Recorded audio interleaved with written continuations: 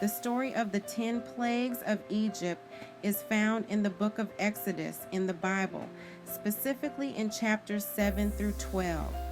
The plagues were 10 supernatural afflictions that God sent upon Egypt to persuade Pharaoh to free the enslaved Israelites. Moses, the leader chosen by God, repeatedly asked Pharaoh to let his people go, but Pharaoh's heart was hardened, leading to the sequence of plagues. The story of the 10 plagues occurs after the Israelites have been enslaved in Egypt for hundreds of years. God hears their cries for deliverance and sends Moses and his brother Aaron to confront Pharaoh. Moses demands, on God's behalf, that Pharaoh release the Israelites from bondage. Pharaoh refuses, leading to the escalation of plagues. Each plague is a direct assault on Egypt's way of life, its economy, and its religion, targeting the gods of Egypt and demonstrating the power of the God of Israel. At Moses' command, Aaron stretched out his staff over the Nile, and the water turned to blood. Not only the river, but all the water in Egypt's canals, ponds, and reservoirs was affected. Fish died, and the river, which was a lifeline for the Egyptians, became foul. Egyptians had to dig around the Nile to find drinkable water. The Nile was the primary source of life in Egypt. This plague directly attacked Hapi, the god of the Nile, showing the impotence of Egypt's deities and their inability to protect the nation. The economic and religious life of Egypt was centered around the river, making this a devastating blow. Frogs swarmed out of the Nile and infested every home, bed, oven, and bowl in Egypt. Frogs were considered sacred, associated with the fertility goddess Heket, so the Egyptians couldn't kill them. The frogs eventually died, and their decomposing bodies stank up the land. This plague mocked Heket, who was symbolized by a frog and believed to help women in childbirth. The Egyptians were overwhelmed by something they considered sacred, showing their powerlessness and forcing Pharaoh to briefly relent, though he reneged once the plague ceased. The third plague, the plague of gnats, or sometimes referred to as lice, is described in Exodus chapter 8, verses 16 to 19. Aaron struck the dust of the ground with his staff, and gnats, or lice depending on the translation, came upon people and animals, biting them and causing intense irritation. Unlike the previous plagues, Pharaoh's magicians couldn't replicate this one, and they admitted this is the finger of God. The Egyptians, known for their fanatic cleanliness, found this infestation particularly humiliating. The magicians' inability to reproduce this plague marked the beginning of the decline of Pharaoh's resistance. The fourth plague, the plague of flies, is detailed in Exodus chapter 8, verses 20 to 32. Swarms of flies filled the land, attacking people and animals, making life unbearable. This time, the plague only afflicted the Egyptians. The region of Goshen, where the Israelites lived, was spared. This plague targeted the Egyptian gods associated with flies and dung, such as Khepri, the beetle-headed god. The fact that the Israelites were unaffected was a clear sign that their God had control over the land, making a distinction between his people and the Egyptians. The fifth plague, the plague on livestock, is recounted in Exodus chapter 9, verses 1 to 7. A severe pestilence or disease fell upon Egypt's livestock in the fields. Horses, donkeys, camels, cattle, sheep, and goats all died. However, none of the Israelites' livestock were affected. The economic consequences were devastating, since animals were a crucial part of Egypt's agricultural system and transportation.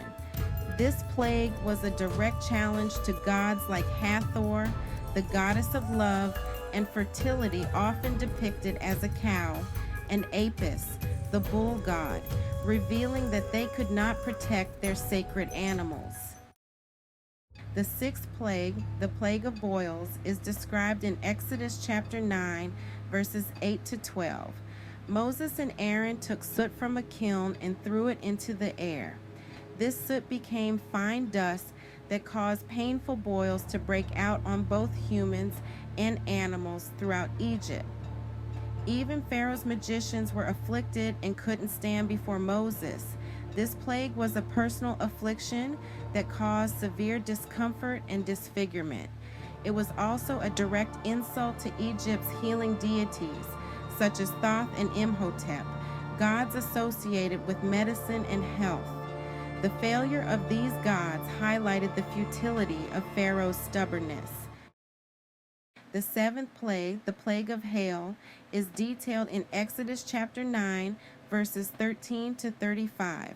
Moses stretched out his staff, and God sent a violent storm of hail, thunder, and fire or lightning that destroyed crops, livestock, and trees in the fields. The storm was so severe that anything left outside was obliterated. However, the land of Goshen, where the Israelites lived, remained untouched.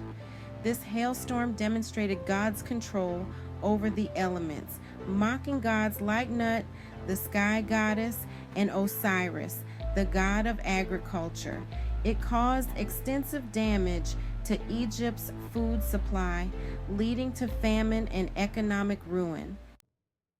The eighth plague, the plague of locusts, as described in Exodus chapter 10, verses 1 to 20, brought an overwhelming swarm of locusts upon Egypt. They consumed everything that the hail had left behind. The locusts covered the land so completely that the ground appeared black, devouring crops and trees alike. This plague represented an unstoppable force of destruction. The Egyptians believed that gods like Seth, the god of storms and disorder, could prevent such disasters. However, this plague left Egypt on the brink of starvation, as their food supply was completely ravaged. The ninth plague, the plague of darkness, as detailed in Exodus chapter 10, verses 21 to 29, enveloped Egypt in a thick darkness for 3 days. It was so oppressive that the Egyptians couldn't see one another or even move. However, the Israelites had light where they lived. This darkness was a direct challenge to Ra, the sun god, who was one of the most powerful and important deities in Egypt. The darkness demonstrated that even the sun, a symbol of Pharaoh's power, was under God's control. The 10th and final plague, the death of the firstborn, recounted in Exodus chapters 11 and 12, was the most devastating of all. It resulted in the death of all firstborns in Egypt, from Pharaoh's own son to the firstborn of prisoners and livestock. The Israelites were instructed to sacrifice a lamb and mark their doorposts with its blood. This act signaled the angel of death to pass over their homes, sparing the Israelites. This plague was the ultimate judgment on Egypt, breaking the will of Pharaoh. It also led to the institution of the Passover feast, a lasting tradition in Jewish culture. Finally, Pharaoh relented, allowing the Israelites to leave, marking the beginning of the Exodus. In conclusion, the 10 plagues were a dramatic demonstration of God's power and judgment against Egypt's false gods and oppressive regime. They also served to highlight God's protection and favor toward the Israelites, leading to their eventual liberation and the formation of a covenant with God at Mount Sinai.